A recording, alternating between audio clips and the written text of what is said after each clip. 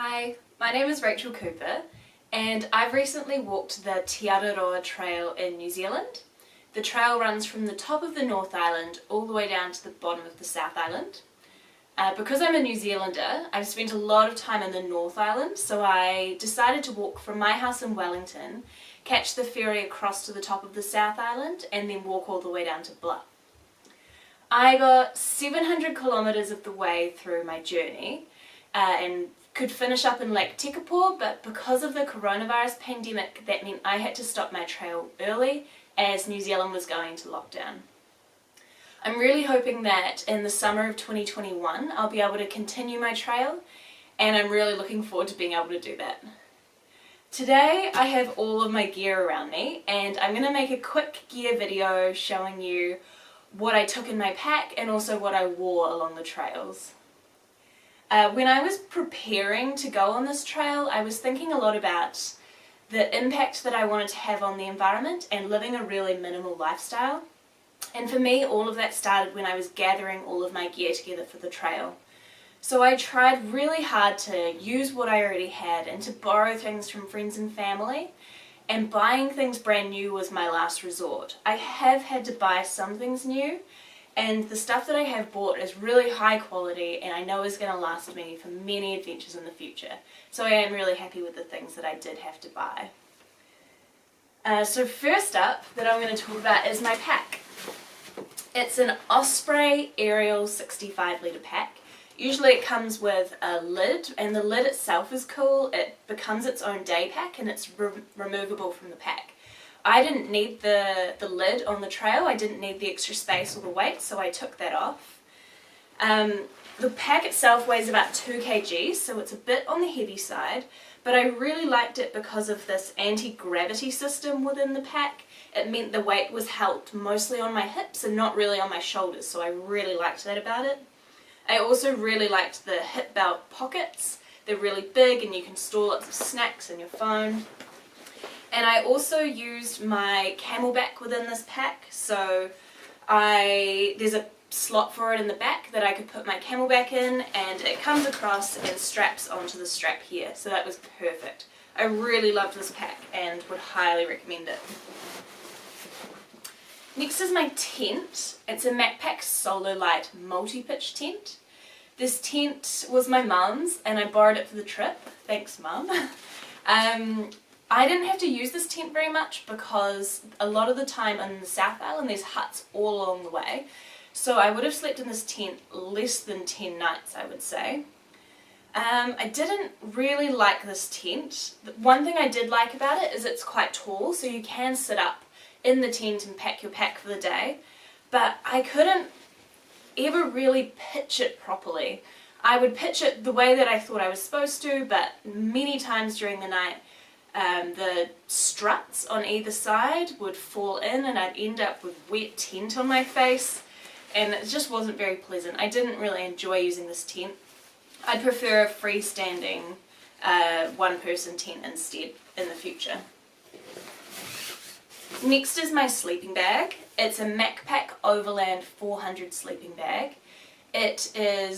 It goes down to -1 degrees Celsius comfort rating, and it weighs 1.08 kgs. And for reference, this tent weighs 1.29 kgs. I really like the sleeping bag. It was really warm and it did up really close around your face, so it kept you really warm. It's a great sleeping bag and I'm using it for heaps of adventures in the future. This sleeping mat, it's a Kathmandu insulated air mat. It has a pillow built in, and the pillow is the foot pump for the mat as well to pump it up. It weighs 1.04 kgs. It's a bit heavy and a bit bulky considering I only needed to use it less than 10 times on the trip. But for me it was a good investment and I'm going to use it a lot in the future. So I really liked having this sleeping mat with me. Moving on to what I wore on the trails. First up is my sunglasses. These are just cheap ones from the petrol station, but they were really handy to have. My hat is a Burton hat. It was a really great hat to have on the trail and taking it on all my adventures in the future. My sports bra is a Mons Royale merino sports bra. I really liked this one because it's lightweight, it dried fast, and it didn't smell that much. And it's also black because I went into the hot pools in Hanna Springs, and you can kind of get away with it looking like togs to go into the hot pools, so that was nice. I have a merino shirt. The brand is Fit, F-I-T. I found this in the back of a little ski store in Wellington, and it's been the best shirt. It's held its shape, it's got a nice high neck and long sleeves, so I got some sun protection and my straps from my pack didn't rub on my shoulders. It's been a really great shirt. I've loved wearing it. Next up is my shorts. These are not your classic hiking shorts. These are Lululemon fast and free like running shorts. They're a lycra material and they're 6-inch shorts in length. I loved having these shorts with me on the trail. The reason why I got them is because my thighs rub together when I walk, and I really did not want chafing when I was on the trail. So I had these and they were great. And the other thing I really liked about them is they've got pockets in the side, so I could have my snacks and my phone in my pockets, which was really nice. The only thing about these shorts, they're not made to be worn 24/7, so they didn't dry that well on my body. So what I would do is take them off at the hut at the end of the day and dry them out and put on my long pants. So once I got into that habit, then these were great. Onto my socks. I wore Injinji toe socks. These are the Run 2.0 version. I carried 2 pairs of these on the trail and I absolutely loved them. I usually get blisters between my toes, but with my Injinji socks I didn't get a single blister between my toes. They're really comfortable, and I got the mid-rise ones because I wear trail shoes, so they're similar length, similar height. Yeah, I highly recommend these socks, and nearly all the hikers on the trail wear these socks as well. They've been really great. For my shoes, I wore Innovate Rocklite 275 trail shoes. I have had these shoes for years. I would have done over 2,000 Ks in them now probably, and I love them so much. They are really light and really wide. I've got quite wide feet, so these are great for being able to spread my foot out fully on the ground. And they've also got mesh all around them, so when they get wet they dry really quickly. In the South Island there's heaps of stream crossings and your feet get wet nearly every day, multiple times a day, so being able to dry and drain my shoes out really fast was a really good thing on this trail. A few more things over here. I took my Garmin InReach Explorer on the trip. I mostly took it because it's a personal locator beacon, so that's a crucial thing to have on a trail like this. It also does maps, has topographical maps on here, but I didn't need to use these because I used gut hook.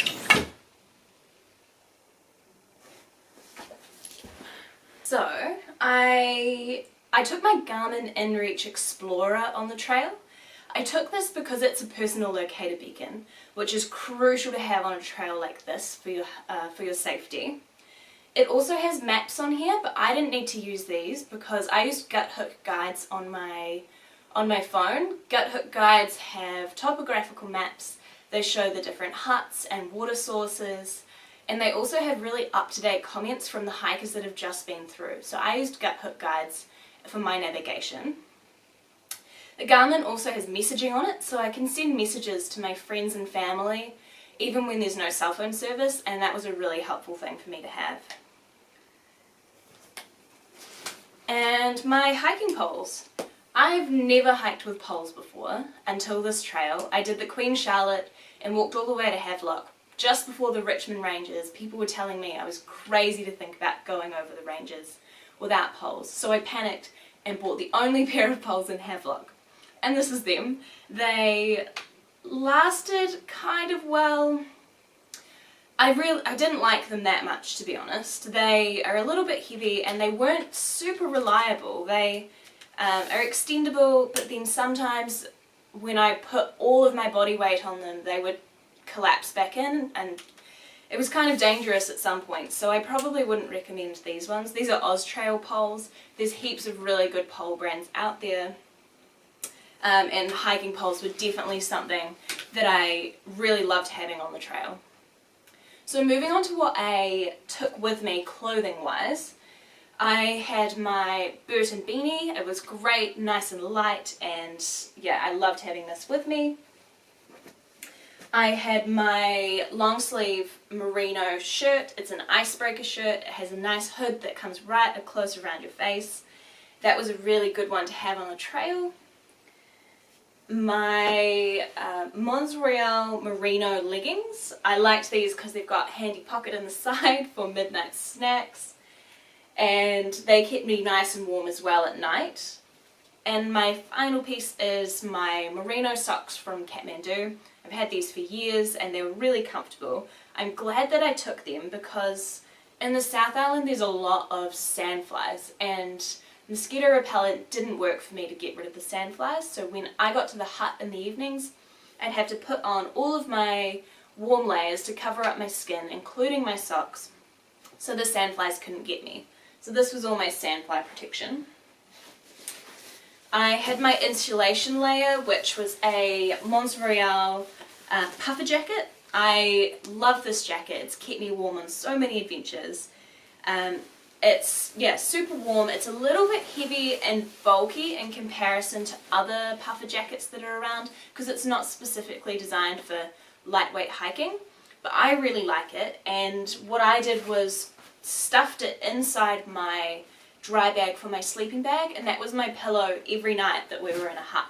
So it was a very multi-purpose jacket for me. For my raincoat, what I wore on the start of the trail was a old Macpac Gore-Tex raincoat. I've had this for about 8 years, and it was my brother's before that, so it's been very well loved over the years, but it didn't really stand up to the test of the rain this time around. So I probably am not going to be taking this on the next part of my trail, and instead I've got a new epic jacket from Burton. They've been super generous in supporting my trip on the Te Araroa, so I've got this epic jacket that I'm going to be taking with me for the rest of the trail. I've worn it during quarantine here in New Zealand, and it stood up to the rain, so I'm really excited to being able to take this jacket with me on the trail. And my final piece is my Jandals. I take Jandals everywhere I go. It's really nice to have these in the hut. It's nice to have them to walk down to the stream, and when we go into towns and are relaxing for the day, it's really good to have a pair of Jandals so I don't have to put my trail shoes on again. Really great to have, and they're nice and light and easy to carry. So moving on to my food related stuff, I took Macpac pots. These are a two pot system. The bigger one, I would boil my water for my dinner in during the evenings, and this would be the lid for it. And often when my food was cooking, I would take the little pot off and have some snacks in it beforehand, some hot soups or porridge or tea. So that was really nice having the two pot system, which I wasn't expecting to enjoy that much. It was really great. In here I store my gas canister. It fits perfectly in this pot, and I have a little microfiber towel I just got from the supermarket, cut it in half. So my cooker, I've had this cooker for years. It's a 360-degree cooker. It screws on nice and tight to my gas canister, and it's been a really great cooker. It's nice and light, folds up small, and it's been perfect. I took a 20-litre dry bag. This is a Macpac dry bag. I really liked having this dry bag to store my food in, to keep it all in one place. I also kept my electronics in here for the days that it was raining a lot. And the most important thing about having a dry bag was for the rats and mice in the huts. They get straight into your bag and go straight for your food. So everyone would hang up their dry bags from the rafters with all of their food inside, and that stops the rats and mice from eating your food while you're sleeping. So having a dry bag was crucial. And I also, when I was cooking my dinner, I'd get out this little Glad wrap bag. In here I kept my bamboo spoon, nice and light, and I've had that one for years. It was a gift from a friend. I have my little Bic lighter, and I had my knife, just a little fold-away knife. This one's an Opneal knife. It's been really good to have on the trail. It's nice and light. I also took a little diary with me. I was expecting to be really vigilant and write in my diary every day. That really didn't happen, but it was good to have along the trail for any notes and specific things I wanted to remember. I really liked having that with me. So, onto my 3 little Ziploc bags. What I have in here, I'll start with my electronics bag. I've got my headphones that I used every day for music and podcasts just to keep me entertained. I've got my phone charger, my plug that goes into the wall. It's got a little USB port for my phone, and it also charges my power bank. So this is a Huawei power bank. I don't know how many milliamps it is. It says 10 on it. I don't know what that means. And I've got my little charger for that, which is a USB port as well. It plugs straight into the one that I use for my phone. And I've got my head torch. It's a Black Diamond Cosmo head torch. It's got heaps of settings on it for like a lot of lumens and then half and yeah, even less. It's also got a red light on it, which is really good for being in the huts late at night or early in the morning, so you don't disturb people too much. And the other thing I like about it is it's got a lock on it, so you don't have to worry about it turning on in your pack and running out all your battery. So you can lock it and you know that it's not going to run out your batteries. And then I also carried 3 spare little AAA batteries for my head torch. Onto my day-to-day use things. I've got some sunblock, which was really important for being on the trail out in the sun every day. I use this a lot. I've got my toothbrush. It's just a little bamboo toothbrush, and I also carried a little travel-sized toothpaste, which I don't have in here at the moment. I've got my menstrual cup, which was super crucial to have on this trail. I love using it. It's reusable, easy to clean, and you don't have to carry any waste with you because you can use it over and over. And yeah, you can wear it for 12 hours, so it's really good to have on some big walks and new days on the trail. I also carried a little shampoo. I wasn't expecting to carry shampoo, but I picked this up along the way because it was really nice to be able to wash my hair, and I used it for soap on my body too. After a week out on the trail, getting really hot and sweaty, this was a really good thing to have. Finally is my little medical kit.